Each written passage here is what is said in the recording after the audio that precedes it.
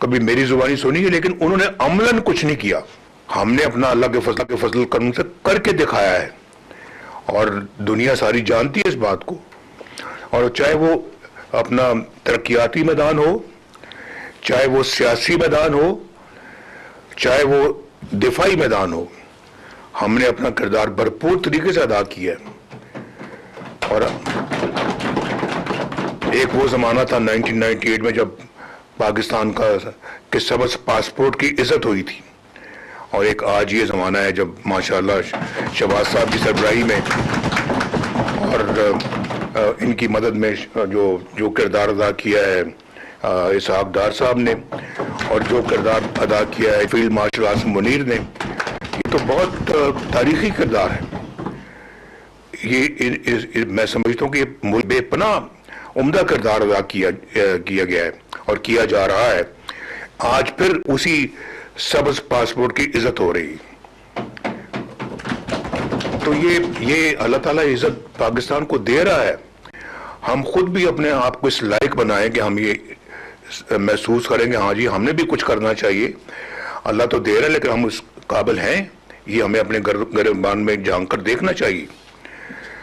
تو یہ میں صرف آج یہاں پہ مرکز کی بات نہیں کرتا یا پنجاب کی بات نہیں کرتا. ماشاءاللہ آج مرکز ہے, پنجاب ہے, یہ دونوں ماشاءاللہ ترقی کے میدان میں بڑھ چڑھ کے آگے ہیں پورے ملک کے اندر.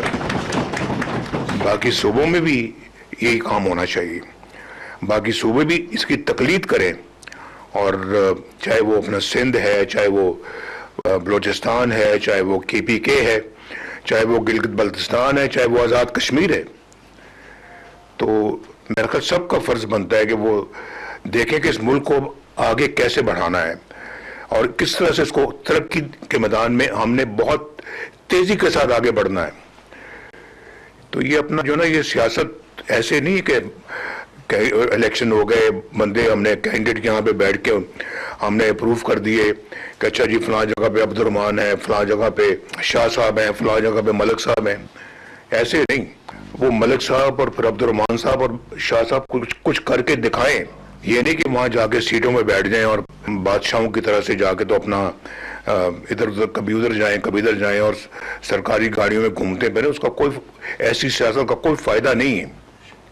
نہ آپ کے صوبے کو اس کا فائدہ پہنچے گا, نہ ملک کو اس کا فائدہ پہنچے گا. یہ آپ کو عملاً میدان میں نکل کے کچھ کرنا ہوگا.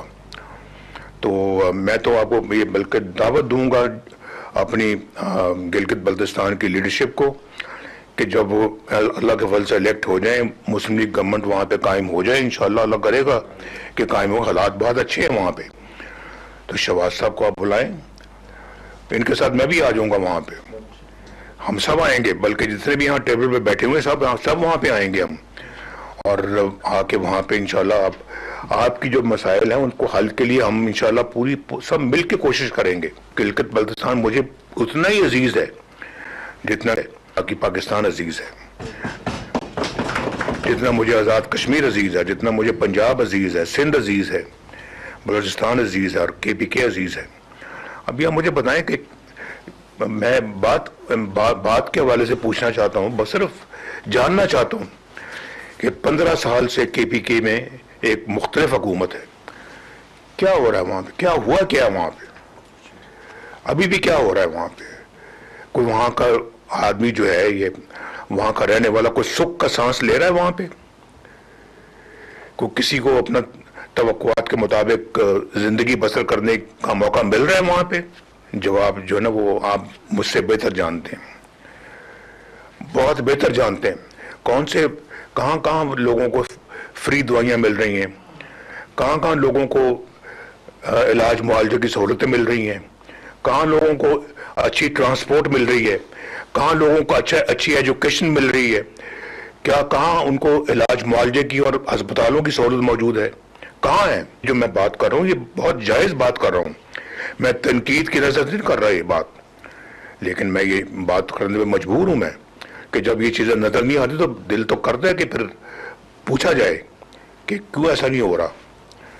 تو میں گلگت بلتستان سے یہ کہوں گا کہ آپ مہربانی کر کے آپ پیچھے نہ رہیں, آپ نے سب سے آگے بڑھنا ہے. آپ نے یہ جو آپ کے بندے جو انشاءاللہ اللہ کے فضل و کرم سے الیکٹ ہوں گے ان کے دل و دماغ میں یہ بات آنی چاہیے کہ وہ خدمت کے لیے الیکٹ ہوئے ہیں, وہ موجیں اڑانے کے لیے الیکٹ نہیں ہوئے. یہ آپ وہاں کے صدر ہیں, سب سے زیادہ ادراک تو آپ کو ہونا چاہیے اس بات کا, اکبر طاقت آپ کو ہونا چاہیے. باقی بھی یہاں پہ بیٹھے ہوئے ہیں گلگت بلتستان سے جو ہمارے میں سب باتیں سن رہے ہیں, آپ میں سے کئی امیدوار بھی ہیں, آپ میں سے کئی.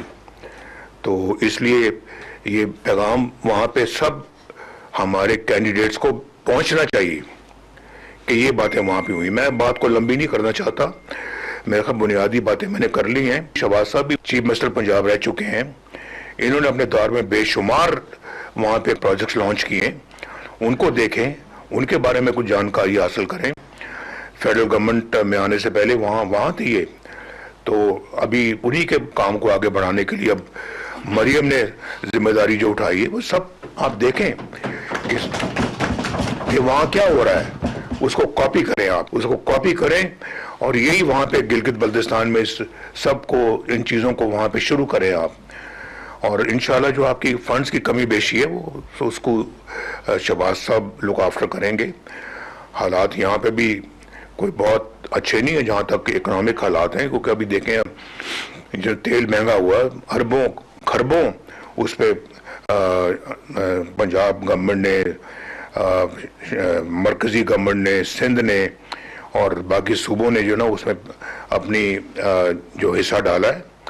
تو ظاہر وہ اس میں چلے گئے وہ پیسے, وہ ڈیولپمنٹ کے پیسے تھے جو اس میں لگ گئے ہیں. اس کے باوجود انشاءاللہ ہماری پوری کوشش ہوگی کہ ہم جو ہے وہ جو کچھ بھی ہو سکے گا انشاءاللہ وہ آپ کو دیں گے. اور سب سے بڑا تو میں انشاءاللہ آپ کا سفارشی ہوں گا, شہباز صاحب سے پیسے لے کے میں آپ کو دوں گا. میں سمجھتا ہوں کہ میرا فرض ہے. صدر مسلم لیگ نون محمد نواز شریف. مری صدر مسلم لیگ نون نواز شریف کا گلگت بلتستان کے پارلیمانی بورڈ میٹنگ سے خطاب تھا. انہوں نے کہا ہے کہ اس خطے کی ترقی بہت ضروری ہے. وزیر اعظم شہباز شریف گلگت بلتستان کی ترقی پر خصوصی توجہ دے رہے ہیں. مسلم لیگ نون نے گلگت بلتستان میں عوام کی خدمت کی. گلگت بلتستان کی ترقی عوام کا حق ہے. مسلم لیگ نون نے ہمیشہ عوامی خدمت پر زور دیا ہے.